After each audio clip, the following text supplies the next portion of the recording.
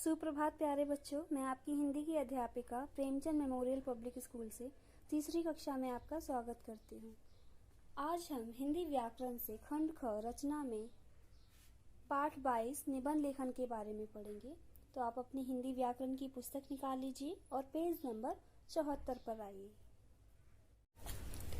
पाठ 22 निबंध लेखन। हम प्रतिदिन अनेक घटनाएं देखते सुनते हैं, उनके बारे में सोचते हैं और अपने विचार प्रकट करना चाहते हैं। किसी विषय पर लिखकर अपने विचार प्रकट करना निबंध लेखन कहलाता है। बच्चों, निबंध लेखन का अर्थ होता है जब हम अपने विचार किसी विषय पर लिखकर प्रकट करते हैं तो वह प्रक्रिया निबंध लेखन होती है। निबंध लेखन के मुख्य 3 अंग होते हैं। सबसे पहले हम प्रस्तावना लिखते हैं, जिसका अर्थ होता है निबंध का परिचय। इसमें हम निबंध के परिचय के बारे में लिखते हैं। उसके बाद हम निबंध की मुख्य विषय वस्तु लिखते हैं। अंत में हम लिखते हैं निबंध का समापन, जिसे हम उपसंहार कहते हैं। ओके, आइए निबंध के इन मुख्य अंगों के बारे में हम विस्तार से जानते हैं।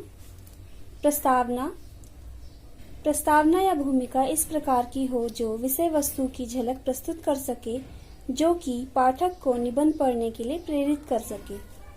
इसको हम प्रस्तावना या भूमिका भी कहते हैं। निबंध का परिचय इस प्रकार होना चाहिए जिससे निबंध की मुख्य विषय वस्तु का पता चले कि निबंध किस विषय पर लिखा गया है और निबंध पढ़ने वाले व्यक्ति को निबंध पढ़ने के लिए प्रेरित करे।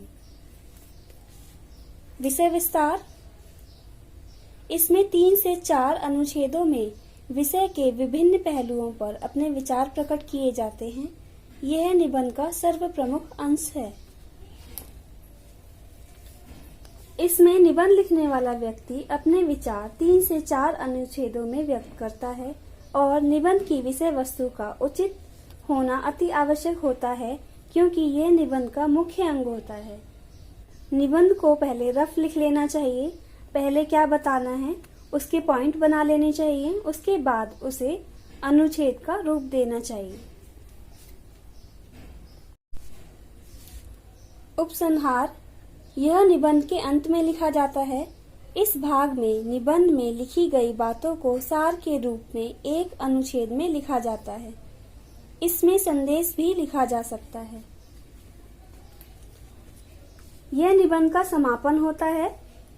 इसे निबंध के अंत में लिखते हैं। निबंध को सार के रूप में लिखते हैं। निबंध के विषय से संबंधित संदेश भी इसमें हम लिख सकते हैं। ओके, अब हम एक उदाहरण के माध्यम से समझेंगे कि निबंध हमें किस प्रकार लिखना चाहिए। पर्यावरण प्रदूषण, यह निबंध का शीर्षक है, अर्थात निबंध का विषय। हम अपने चारों ओर जो कुछ भी पाते हैं वह सभी पर्यावरण के अंतर्गत आता है। सारा वायुमंडल जिसमें हम सांस ग्रहण करते हैं, जल जो हम पीते हैं, वस्त्र जो हम धारण करते हैं, यह सब पर्यावरण ही है।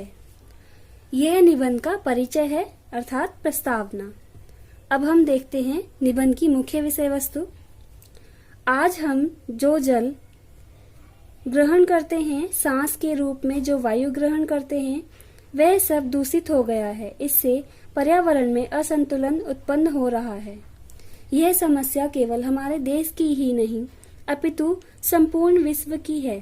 कल कारखानों का गंदा पानी नाली नालों से होकर गंगा जैसी पवित्र नदी को भी दूषित कर रहा है। असंख्य वाहनों तथा कारखानों की चिमनियों से निकलते धुएं ने आज वायुमंडल को भी दूषित कर दिया है। आज धरती, वायु आदि सभी प्रदूषण की चपेट में है। यह निबंध की मुख्य विषय वस्तु है। ये पहला अनुच्छेद हम पढ़ चुके हैं। दूसरे अनुच्छेद के लिए हम अगले पेज पर आएंगे, पेज नंबर 76 पर। प्रतिदिन पेड़ों के कटने से जंगलों का सफाया होता जा रहा है। विभिन्न देशों द्वारा अनेक प्रकार के वैज्ञानिक परीक्षण किए जाते हैं। इनसे भी पर्यावरण बहुत प्रभावित होता है और प्रदूषित भी। सभी देश परमाणु शस्त्रों का परीक्षण अधिकतर समुद्र में करते हैं। इससे समुद्र का जल भी प्रदूषित हो गया है।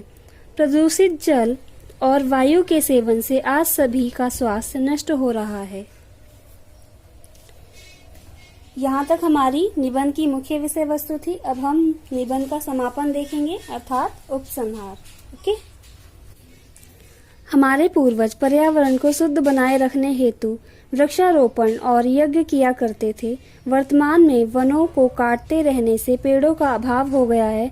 वृक्षों के अभाव के कारण वायु शुद्ध नहीं हो पाती। शुद्ध वायु के बिना प्राणी अस्वस्थ और रोगी हो जाते हैं। अतः पर्यावरण की शुद्धता पर ध्यान देकर वृक्षारोपण का कार्य करना चाहिए।